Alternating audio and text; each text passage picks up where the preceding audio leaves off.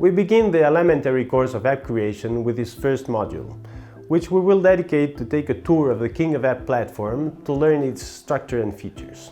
The goal is for you to understand how it was designed and recognize its main elements so that you know how to take advantage of it as you progress through the course. The first thing you'll do is create your new account in the King of App Builder. The Builder is the platform with which you will interact all the time and create and manage each of your applications. You will access the Builder through your favorite browser, although our recommendation is to use Chrome. To get there, go to the website www.kingofapp.com and once here, click on Start. You will also be able to access it from anywhere on the website by clicking on the Create Your App button in the header. Once inside, you will find the screen on which you will be asked for the information necessary to make your registration or login.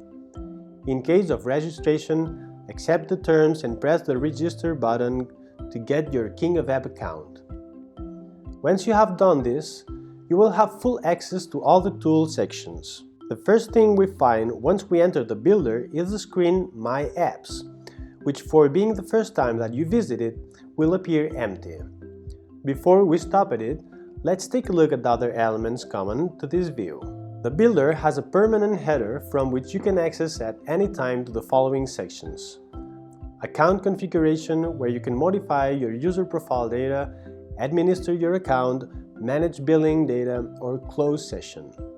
The same header offers access to documentation, where all the necessary material about how the Builder works is collected.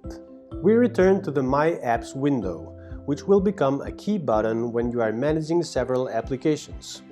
In the next chapter of this course, we will begin to explore its content.